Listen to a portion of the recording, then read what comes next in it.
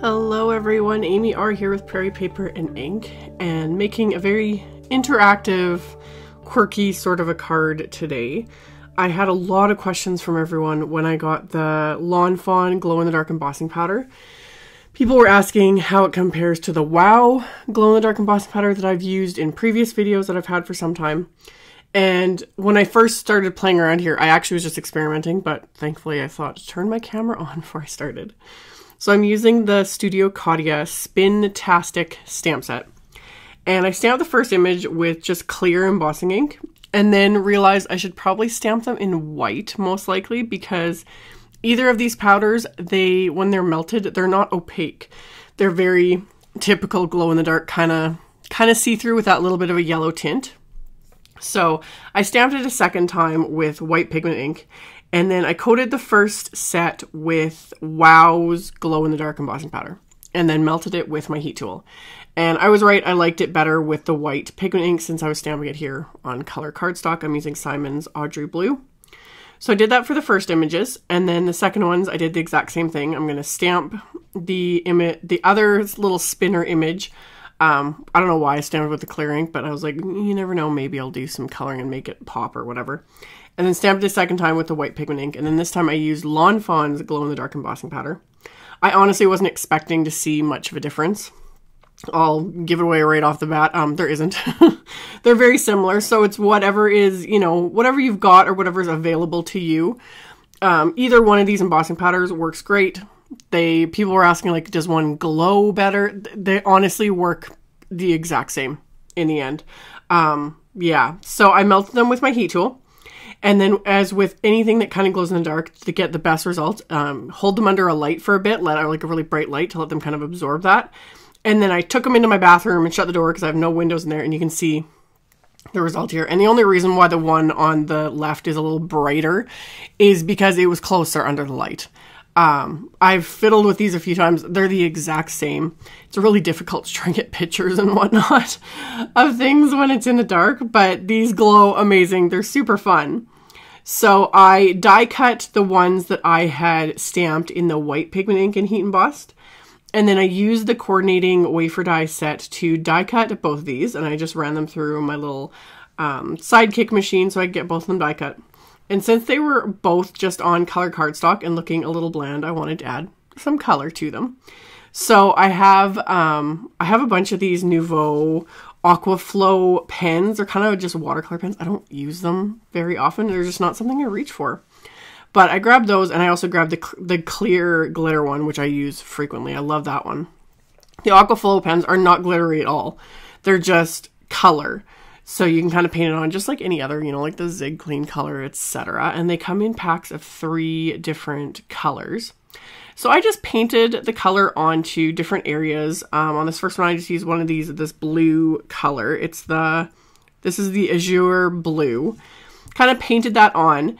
And then to get the glitter, I used the clear glitter pen. And because these are Aquaflow pens and the color will move with water, etc., I pulled out some of that color with the clear pen, and I was very heavy-handed with the clear pen. These have a lot of glitter, and I'll show at the end. I'll put the flashlight on so you guys can see just how like glittery these ended up being. So I just painted around and filled in the entire little spinner with that. And then I did the exact same thing with the second one, except I used the Aqua Splash color of the pen, and then added a ton again of that clear glitter just to make it a little blingy. So that finished off my little spinners. And then for the card front, I just have some Neenah Solar White 110-pound cardstock here. Use my anti-static powder tool again. And I'm just going to start stamping these little spinners with that white pigment ink. At this point, it doesn't matter. I could have stamped them in clear. It would have been fine because I'm going to do like sponging in that and it's on white. But I had the pigment ink just sitting here, so it's just convenience. And again, I decided to do the one image with the one glow-in-the-dark embossing powder, and then the other image I covered with the other glow-in-the-dark embossing powder, just to see. And same thing. In the end, it's the exact same stuff. So either one works great. The Fawn one is great. The WOW one is great. These are just fun embossing powders. So coated those with those embossing powders, and I'm using separate coffee filters for each one so that they don't get mixed, but in the end, they really are like the exact same thing. and then melted those with my heat tool. And then I also ended up stamping. There's little like motion lines in this set and a little circle, etc. So I stamped those with the ink, and those I coated with Simon's white detail embossing powder, just for a little bit of definition, like something a little bit different. Mostly because once I sponge ink on, you can kind of see the difference, because like I said, the glow-in-the-dark embossing powders have that little bit of a yellow tint to them. So I did the other ones in white just for something a little different. So stamped everything with the pigment ink, coated it with the white embossing powder, and then just melted that with my heat tool. So once everything is smooth and melted, I pulled out some Distress Oxide inks to sponge onto my background. And I'm working on my Tonic glass craft mat. Tim Holtz has said it many times, like sponging on glass is a whole different experience. It's so much better. I gotta agree with him.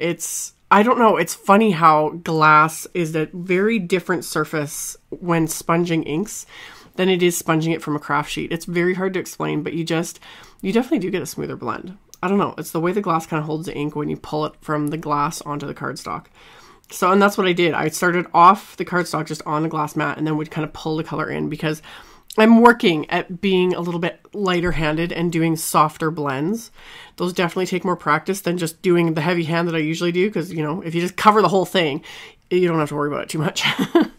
So I wanted to blend these three colors and just kept it fairly soft. So I used Blueprint Sketch, Cracked Pistachio, and Peacock Feathers Oxide inks. And I love the Oxide inks. I love all Distress inks. If people have asked me which one I recommend, both. They're completely different on the spectrum. Highly recommend them. Love them both. They're amazing.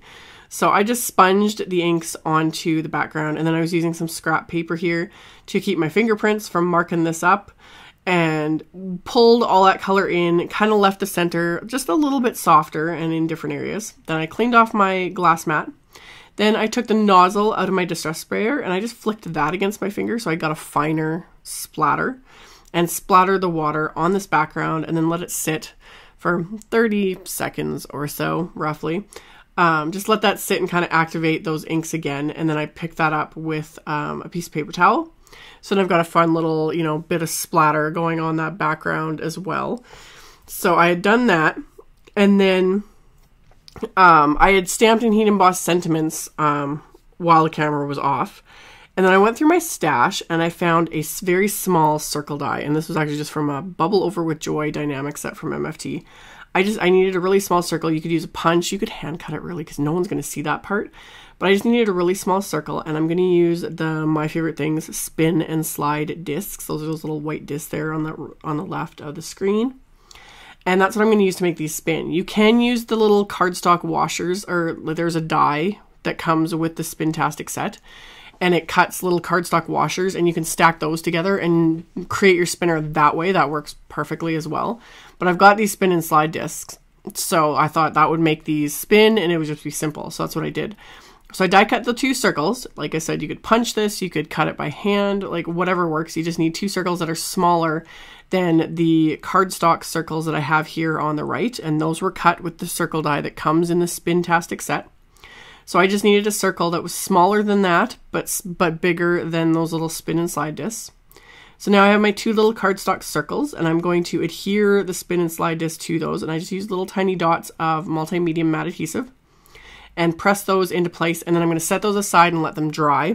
It takes a few minutes, not very long, but they definitely need to be dry. So I set those aside, let them dry. And then I stamped the inside of my card with the spinner stamps, and then there's some little arrows and the motion circles and whatnot. So I stamped the images with those same oxide inks as well as the white pigment ink I was using, just to kind of finish off the inside. And then I had one of the sentiments that I had stamped and heat embossed onto. This is Simon's Blue Violet cardstock. It goes really, really well with the Distress Blueprint Sketch color. Hence me choosing it. So I had stamped and heat embossed a sentiment onto that, and then I adhered that to the inside of my card. So now those spin and slide discs are adhered to their little cardstock circles. But before I want to get anything like put in place, I wanted to stamp the little sentiment stamps. There's these two little stamps that come in the SPIN-TASTIC set that say I spin and spin me. So I stamped those with that blueprint sketch ink and then stamped the little arrows to point towards the spinner. So this says I spin with the little arrow, and then I stamped the little spin me for the top one, and then stamped the little arrow for that one as well to point at it. So I got those stamped first, and now I can pop those little cardstock circles with the spinner discs into place. So they're just sitting there, they're not adhered to anything. And then I'm going to put a little dollop of adhesive on the top of the spinner disc and press my little spinner onto that. So same thing, once I've got these adhered, I'm going to let these dry for a few minutes to make sure they're completely dry. And then once they're dry, they're not going anywhere.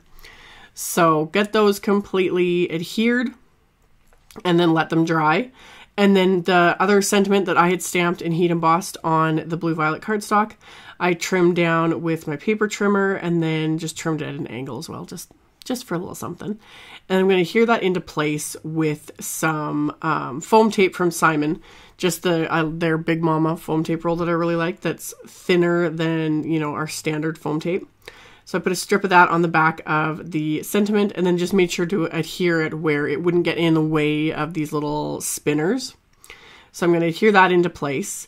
And then I've got my back of my card front here, and I'm going to put foam tape again on the back of this, making sure to leave areas where those circles are, because I want those to be free and clear so they can spin and not be glued down. So I covered the back of this with that foam tape, leaving those two little areas open. And then I can peel off the backing on all of this, and the foam tape just helps, you know, keep that area a little bit open so these can move easier. Because if I just adhered it flat, the cardstock circles would be pressed up against the card base and these really wouldn't move as freely as I would like. So pop that on with foam tape, pop that on my card, and of course had to spin these a couple times, and it's just so fun.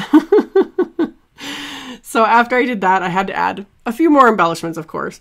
So I pulled out the Studio Katia. This is the iridescent stars. I love these.